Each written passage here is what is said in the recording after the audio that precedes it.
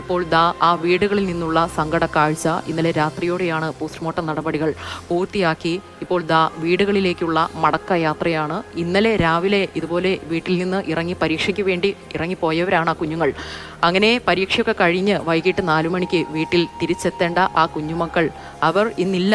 അവർ ചേതനയേറ്റ ദേഹങ്ങളായിട്ട് ആ വീടുകളിലേക്ക് അവരുടെ അന്ത്യയാത്രയിലാണ്. 4 ആംബുലൻസുകളിലായി അവരെ കാത്തതാ ഒരു നാട് മുഴുവൻ കണ്ണീരോടെ നിൽപ്പുണ്ട്. അവരുടെ ഉള്ളിൽ നോവുണ്ട്, തേങ്ങലുണ്ട്, അതുപോലെ പറഞ്ഞാൽ തീരാത്ത അത്ര വേദനയുണ്ട്, വിഷമമുണ്ട്. പക്ഷേ ഈ യാഥാർത്ഥ്യം ഉൾക്കൊണ്ടേ മതിയാകൂ. ഇങ്ങ് കേരളത്തിൽ എമ്പാടുമുള്ള എല്ലാവരും ഈ 4 മക്കളെയും ഉള്ളാലെ ഹൃദയത്താലെ യാത്രയാക്കുകയാണ്. അവർ പടിയിറങ്ങി പോവുകയാണ്.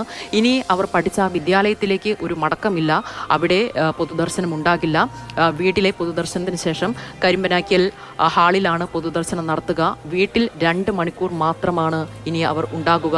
പ്രിയപ്പെട്ടവർക്ക്, നാട്ടുകാർക്ക്, ബന്ധുക്കൾക്ക്, കുടുംബക്കാർക്കൊക്കെ അവസാനമായിട്ട് അവരെ ഒരു നോക്ക് കാണാൻ, അവസാനമായിട്ട് അവർക്ക് അന്തിമോപചാരം അർപ്പിക്കാനായിട്ട് ആ 4 പേരും 2 മണിക്കൂർ മാത്രം ആ വീടുകളിൽ ഉണ്ടാകും. അതിനുശേഷം കരിമ്പനാക്കൽ ഹാളിലേക്ക് കൊണ്ടുപോകും. അവിടെ പൊതുദർശനം. അതിനുശേഷം ഒരു കിലോമീറ്റർ അപ്പുറത്തുള്ള ജുമാ മസ്ജിദിലാണ് ഖബറടക്കം. അവർ ഒരുമിച്ച് 4 പേരും പ്രിയപ്പെട്ടവർ ഒരുമിച്ച് അങ്ങനെ മണ്ണിലേക്ക് മടങ്ങുകയാണ്. ഇന്നലെ അവർ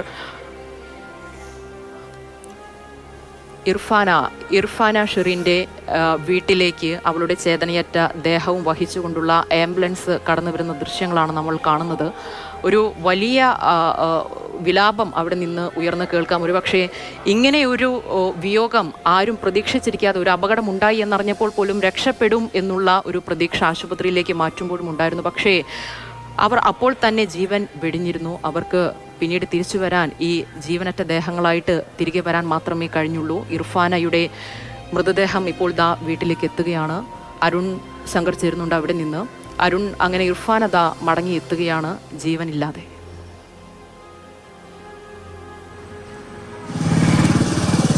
അല്പസമയത്തിനും ഇർഫാനുള്ള മൃതദേഹം വീട്ടിൽ ഈ മരിച്ച 4 കുട്ടികളുടെയും വീടുകൾ അടുത്തടുത്താണ്. അല്പസമയത്തിനും 4 പേരുടെ മൃതദേഹം അവരുടെ വീടുകളിലേക്ക് എത്തും. ഇവിടെ 2 മണിക്കൂറോളം വീടുകളിൽ പൊതുദർശനം ഉണ്ടാകും. അതിനുശേഷമാണ്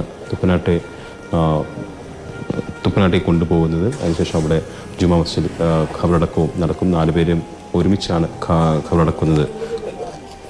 എന്തായാലും ഈ നാട് ഈ വാർത്ത ഉൾക്കൊണ്ട് വരികയാണ്. കാരണം അപ്രതീക്ഷിതമായിട്ടായിരുന്നു 4 കുഞ്ഞുങ്ങളുടെ വിയോഗം ഉണ്ടായത്. അതും ഒരുമിച്ച് കളിച്ചു വളർന്ന കുട്ടികൾ. ഇവരുടെയൊക്കെ മുന്നിൽ കൂടെയായിരുന്നു ദിവസവും സ്കൂളിലേക്ക് പോയിരുന്നതും വന്നിരുന്നതും ഒക്കെ. ഇവരുടെ മുന്നിൽ വളർന്നു വന്ന കുട്ടികളായിരുന്നു. ആ 4 പിഞ്ചോമനകളാണ്. പിഞ്ചോമനയുടെ ജീവനറ്റ ശരീരവും ത്തിന് വേണ്ടിയിട്ടാണ് ഇപ്പോൾ കാത്തു നിൽക്കുന്ന. അവസാനമായ ഒരു നോക്ക് കാണാൻ, അവസാനമായ ഒരു ആദരാഞ്ജലി അർപ്പിക്കുന്നതിന് വേണ്ടിയിട്ടാണ് ഈ നാട്ടുകാരിപ്പോൾ ഈ വീടുകളിലേക്ക് എത്തിക്കൊണ്ടിരിക്കുന്നത്. അല്പസമയത്തിനകം മൃതദേഹം ഇവിടേക്ക് ചെറുപുള്ളി ഗ്രാമത്തിലേക്ക് എത്തും. പാലക്കാട് ജില്ലാ ആശുപത്രിയിൽ നിന്ന് 5:45 മൃതദേഹം പുറപ്പെട്ടിട്ടുണ്ട്. ഇപ്പോൾ ഏത് നിമിഷവും ഇപ്പോൾ മൃതദേഹങ്ങൾ ഈ വീടുകളിലേക്ക് എത്താം.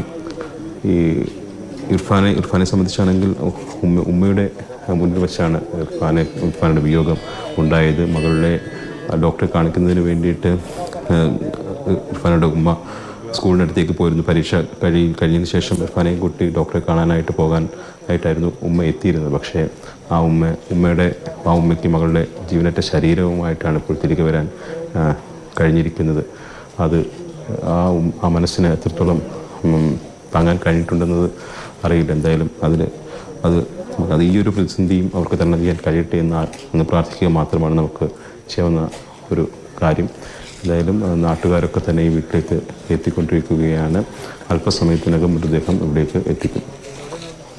ഇർഫാനയുടെ വീട്ടിൽ നിന്നുള്ള സങ്കട കാഴ്ചകൾ, അങ്ങനെ ഓരോ തൊട്ടടുത്ത വീടുകളാണ് അവിടെ നിന്നുള്ള സങ്കട കാഴ്ചകൾ. വല്ലാത്ത നോവായി വേദനയായി ആ 4 മൃതദേഹങ്ങളും ആ വീടുകളിലേക്ക് എത്തുകയാണ്. വലിയ സങ്കട കാഴ്ച. ആ ഉറ്റ തോഴിമാരായിരുന്നു, ചങ്ങാതിമാരായിരുന്നു ഇർഫാന, ആയിഷ, നിദ, റിദ. ഇതിപ്പോൾ ഇർഫാനയുടെ വീട്ടിൽ നിന്നുള്ള വിവരങ്ങളാണ് അരുൺ ശങ്കർ പങ്കുവച്ചത്. അതിലൊരു കാര്യം പറഞ്ഞിരുന്നു, ഇർഫാനയുടെ മരണം അത് ഉമ്മയുടെ തൊട്ട് കൺമുന്നിലായിരുന്നു. മകൾ സ്കൂളിൽ നിന്ന് വന്ന ശേഷം ഒരുമിച്ച് ഡോക്ടറെ കാണാൻ വേണ്ടി പോകാനിരുന്നതാണ്. ഉമ്മ ബസ് സ്റ്റോപ്പിൽ കാത്തു നിൽപ്പുണ്ടായിരുന്നു. അങ്ങനെ ബസ് സ്റ്റോപ്പിലേക്ക് നീങ്ങുന്ന ആ കുഞ്ഞു മക്കൾ ഇർഫാന ഉമ്മയെ അവസാനമായിട്ട് കണ്ടത് ആ സമയത്താണ്. അതുപോലെ സ്വന്തം മകളെ ജീവനോടെ ആ ഉമ്മയ്ക്ക് കാണാൻ കഴിഞ്ഞതും അതാണ്. അതിൽ ഏറ്റവും ദാരുണമായിട്ടുള്ള അല്ലെങ്കിൽ ഹൃദയഭേദകമായിട്ടുള്ള കാര്യം എന്ന് പറയുന്നത് ഈ ലോറി, സിമെന്റ് ലോറി മകളുടെ ഇർഫാനയുടെ ദേഹത്തേക്ക് മറിഞ്ഞ് വീഴുന്നത് ആ ഉമ്മയ്ക്ക് കണ്ടു നിൽക്കേണ്ടി വന്നു. എന്താണ് സംഭവിച്ചത് എന്ന് പോലും അറിയാൻ കഴിയാതെ ആ ഒരു മരവിപ്പ് അതിപ്പോഴും മനസ്സിൽ പടർന്നങ്ങനെ നിൽപ്പുണ്ടാകും ആ ഉമ്മയുടെ മനസ്സിൽ. അത് ഉറപ്പാണ്. കാരണം ആ മകളുടെ മരണം, അതായത് ഒന്നും പ്രതീക്ഷിച്ചിരിക്കാതെ മകൾ അടുത്തേക്ക് എത്തുന്നു, അവളെയും കൂട്ടി ഡോക്ടറെ കാണണം എന്നുള്ള ഒരു ഉദ്ദേശത്തിൽ നിൽക്കുന്ന മകളുടെ ഉമ്മയുടെ മുന്നിലേക്ക് ആ മകളുടെ മരണമാണ് പിന്നീട് ഒരു കാഴ്ചയായിട്ട് പതിയുന്നത്.